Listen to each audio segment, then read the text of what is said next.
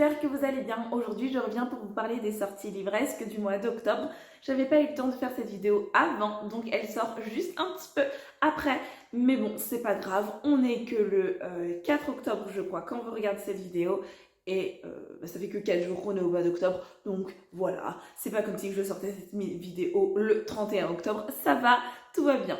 Donc on va commencer tout de suite. Pour la première sortie du mois d'octobre qui m'intéresse, c'est Ne renonce pas d'Anne-Sophie Henniker, publié en auto-édition, qui est sorti le 1er octobre. Ce livre est vraiment magnifique. La couverture est incroyable. C'est l'autrice qui dessine elle-même ses couvertures et je la trouve complètement dingue. Et c'est en partie pour ça que j'avais envie de lire ce livre, parce que la couverture est magnifique et ça fait longtemps que je suis cette autrice sur Twitter et je me suis dit bon allez, ce qu'elle fait m'a l'air super chouette et ça m'intéresse beaucoup, donc il serait temps de pouvoir lire un de ses livres. Dans cette histoire, nous suivons deux jeunes lycéens, Thomas et Elena. Ils sont pas du tout amis. Thomas est un peu un tyran, il harcèle Elena et c'est plutôt l'image d'un sportif brillant, tout pour réussir, tout ça. Et au contraire d'Elena, Elena qui est du coup harcelée et qui est plutôt timide et réservée. Et un jour, ils vont devoir se rapprocher parce que quelque chose va se passer. Je sais pas quoi exactement parce que j'ai pas tout bien lu le résumé, mais c'est ça qui va se passer. J'avoue que ça me fait un peu peur l'élément de l'harcèlement parce que c'est un sujet un peu délicat, mais j'espère que ça va me plaire et que je vais aimer cette histoire parce que la couverture est belle et moi, quand les couvertures sont belles, j'ai envie de lire des livres. Ensuite, toujours le 1er octobre est sorti Ella et les 4 royaumes, écrit par Marilyn Brault et publié aux éditions Fleurus. Dans cette histoire, nous suivons une jeune femme qui s'appelle Ella et qui a 18 ans.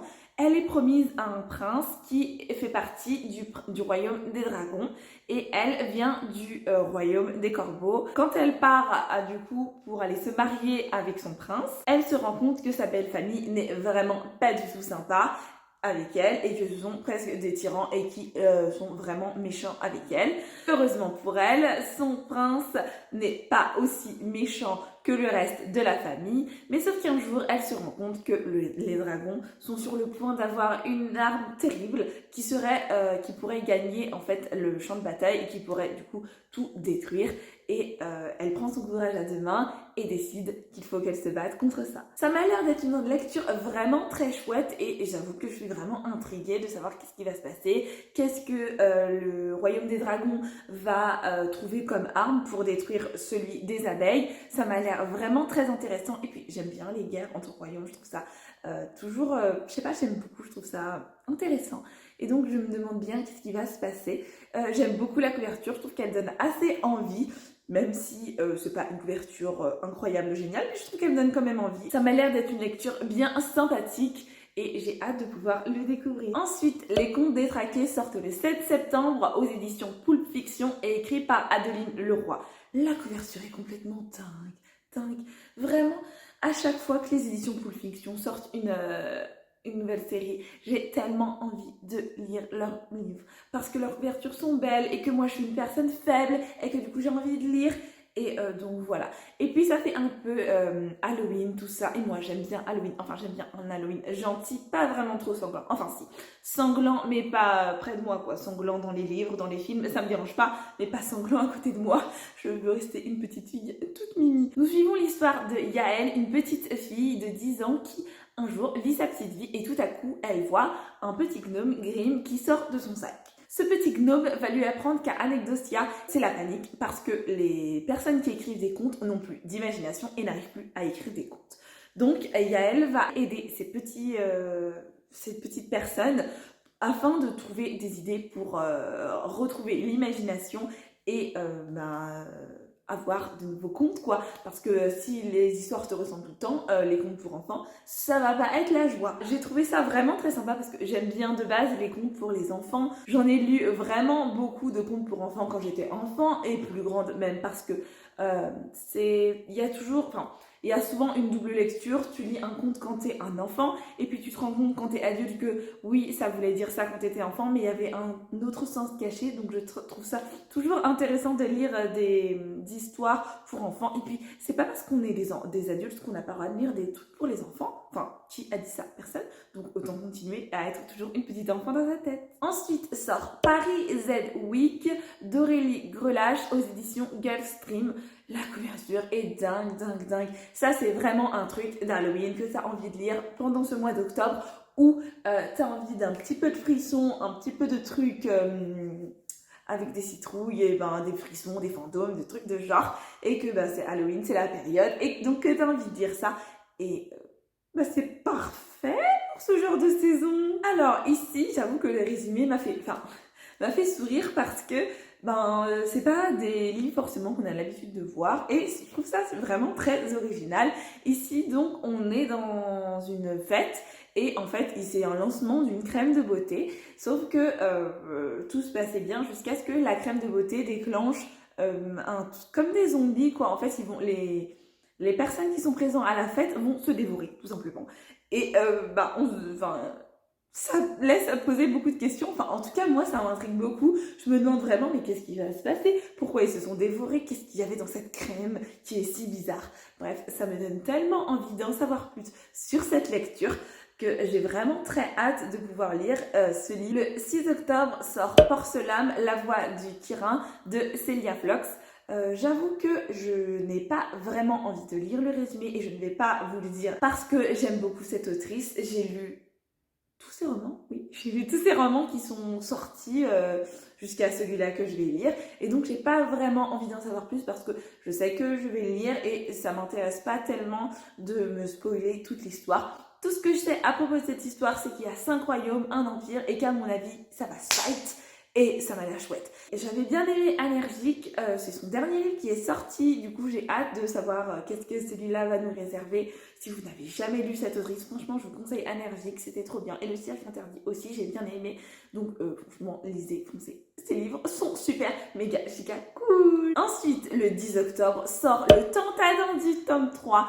Ravinger et Ward, la tarentule bègue de Céline Vadarou. J'ai tellement hâte de lire ce tome 3. J'ai vraiment hâte parce que j'avais adoré le tome 1 et le tome 2 et j'ai qu'une hâte, c'est pouvoir me lancer dans le tome 3. Donc je suis vraiment super contente et j'ai trop hâte de pouvoir dévorer ce nouveau roman.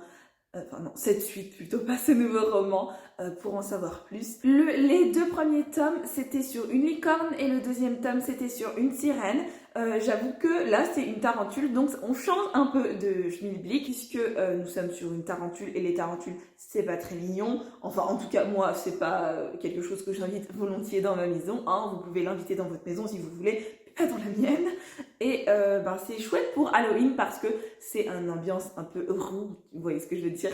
Donc ça va être chouette. Je ne vous dis pas vraiment ce qui va se passer dans le 3e tome parce que ce serait vous spoiler les 2 premiers tomes. Mais je vous invite à aller voir en barre de description, je vous mettrai les chroniques des tomes 1 et des tomes 2 et ma vidéo sur le tome 2 parce que le tome 1 j'avais pas fait de vidéo parce que j'étais pas encore sur YouTube. Franchement, si vous aimez Sherlock Holmes, les enquêtes, les pâtisseries, manger, les animaux mignons, bon pour les 2 premiers tomes les animaux mignons, si vous aimez les animaux, si vous aimez ce genre de trucs, foncez, qu'attendez-vous? Comment ça se fait que vous n'avez pas lu les 2 premiers tomes puisqu'ils sont absolument géniaux? Le 13 octobre sort L'Arpenteuse de rêve d'Estelle Fayet aux éditions Rajo. Et la couverture est si belle. J'ai hâte de le recevoir et de l'avoir entre mes mains parce qu'il est vraiment très très beau. J'aime beaucoup l'autrice Estelle Fayet. J'ai hâte de pouvoir découvrir son nouveau roman. Et la couverture est vraiment dingue, dingue, dingue, dingue, dingue. On suit l'histoire de Miri qui est une arpenteuse. C'est-à-dire qu'elle a le pouvoir de s'immiscer dans les rêves des autres. Et j'avoue que j'aime beaucoup ce genre de choses parce que j'adore les rêves. Sauf que on pourrait croire que c'est un truc de ouf, qu'on a envie nous aussi d'être une arpenteuse, mais en fait pas du tout. C'est pas vraiment quelque chose de chouette, c'est plutôt une malédiction puisque ça a causé la mort de sa sœur. Et donc on se doute bien que on n'a pas envie finalement d'être une arpenteuse de rêve dans ce royaume-là, on a plutôt envie d'être une personne lambda. Miri se tenait jusque-là loin de son pouvoir, elle ne l'utilisait pas, sauf que des fantômes vont venir transformer les rêves en cauchemars et une étrange brume va se répandre dans leur royaume et c'est à ce moment-là que Miri décide de réutiliser son pouvoir pour voir finalement qu'est-ce qui se passe. Moi, quand je lis ce genre de résumé, je trouve juste dingue, ça me donne juste qu'une seule envie, c'est de le lire, de me jeter dessus et de voir qu'est-ce qui va se passer. Et puis, j'aime beaucoup les rêves, je sais pas, c'est un truc que j'aime bien. J'aime bien mes rêves, je fais beaucoup de rêves bizarres parfois, mais je trouve ça vraiment chouette et donc ça me donne envie de savoir qu'est-ce qui va se passer pour cette jeune Miri. Et ça me pose beaucoup de questions, donc j'ai hâte de pouvoir lire ce livre. Le 13 octobre sort Utopia, le convertisseur d'âme, écrit par Alexandra McCarrigan. J'avoue que la couverture est assez sympa et je sais pas, parfois j'ai envie de lire des romances un peu fantastiques et celle-ci m'avait l'air sympa. C'est un groupe de musique de métal symphonique et j'aime bien la musique donc je me suis dit que ça pouvait être sympa. Le groupe de métal va se séparer de son batteur, ils vont recruter du coup un nouveau batteur, Ben, sauf que je crois qu'il va être spécial, il va avoir quelque chose de spécial mais ils le savent pas en le recrutant. Et j'avoue que ça m'a l'air sympa. J'aime bien les petits trucs comme ça, un peu fantastiques, où il y a un petit truc que tu sais pas forcément. Et je trouve ça chouette. Et puis, ça se passe dans le monde de la musique. Comme j'aime bien la musique, je trouve ça toujours sympa d'avoir des petites références musicales. Et j'espère qu'on aura des références musicales, j'espère, parce que c'est ce que je veux, c'est ce que je pense qu'il y aura. Quand je vois que c'est un groupe de métal, je me dis, j'espère qu'il y aura des références musicales, j'espère. Parce que quand il n'y a pas de musique, de références musicales, je suis là, j'ai acheté ce livre, mais je pensais qu'il y avait des références musicales et il n'y en a pas. Moi, j'aime bien découvrir de nouveaux groupes de musique ou juste savoir que, tu vois, on se comprend. Moi, j'aime les mêmes musiques que toi, on se comprend, tu vois ce que je veux dire? Ça m'a l'air chouette et j'espère qu'il me plaira si je l'achète. Je pense que je vais l'acheter, mais j'espère qu'il me plaira quand même. Le 20 octobre sort le deuxième tome de La passeuse de mots, écrit par À lire Twice. Je me rends compte que je n'ai pas lu le tome 1 et que le tome 2 sort déjà. Mais le tome 1, je ne l'ai même pas encore acheté alors qu'il me fait tellement envie. Tellement envie. Je sais pas, ils ont tellement bien vendu le livre et je crois qu'il était sur Wattpad au début. Et ils ont tellement bien vendu le livre que j'ai envie de lire le tome 1 mais que je n'ai toujours pas pris le temps de l'acheter. Mais aussi, en même temps, j'ai tellement de livres à acheter, que voulez-vous, je ne peux pas tout acheter. Donc bref, j'ai tellement envie d'acheter le tome 1. J'espère peut-être que je l'achèterai pour mon anniversaire ou peut-être que je l'achèterai avec mon argent pour mon anniversaire ou mon argent pour Noël ou peut-être que je vais l'acheter prochainement. Enfin bref, j'en sais rien. Mais je sais que je vais l'acheter un jour ou l'autre. Et j'ai trop hâte de lire le tome 1. Du coup, je ne suis pas spoil et je ne fais pas de spoil pour la vidéo. Je n'ai pas lu le résumé du tome 2, mais vous le retrouvez en barre de description si vous voulez voir le résumé du tome 2 ou voir le résumé du tome 1, tout simplement, si comme moi vous ne l'avez pas encore acheté. Et ensuite, le dernier livre qui m'intéresse, c'est Frisson au mot Herlock, écrit par Catherine Ardan et il sort aux éditions PKJ et il sort le 21 octobre. C'est un tome 2, du coup je ne vais pas trop vous dire le résumé puisque je n'ai pas encore lu le tome 1. Oui, je sais, c'est comme La passeuse des mots, je sais. Mais du coup je ne vais pas vous dire le résumé du tome 1, du tome 2 puisque je ne l'ai moi-même pas lu. Et j'ai pas envie de spoil. C'est tout pour les livres qui m'intéressent. J'avoue que ce mois-ci, il n'y a pas eu tellement de livres qui m'intéressaient puisque en septembre, il y a eu tellement de livres qui sont sortis que le mois d'octobre est un peu plus calme et c'est tant mieux parce que mon argent a besoin de se reposer un peu. Je ne peux pas tout acheter d'un coup. J'espère que cette vidéo vous a plu. N'hésitez pas à me dire dans les commentaires quels sont les livres que vous avez envie de lire, si vous avez envie de lire certains livres que j'ai présentés dans cette vidéo ou si vous avez envie d'en lire d'autres. N'hésitez pas à me les dire en commentaire parce que ça me fait toujours plaisir de découvrir de nouveaux titres. J'espère que cette vidéo vous a plu. Si vous êtes un auteur édité et que vous sortez un livre au mois de novembre, n'hésitez pas à venir dans mes mails pour me présenter votre livre. Peut-être que j'en parlerai pour la vidéo sortie littéraire au mois de novembre. J'espère que cette vidéo vous a plu. N'hésitez pas à laisser un petit commentaire, à liker cette vidéo et à la partager. Et je vous fais des bisous!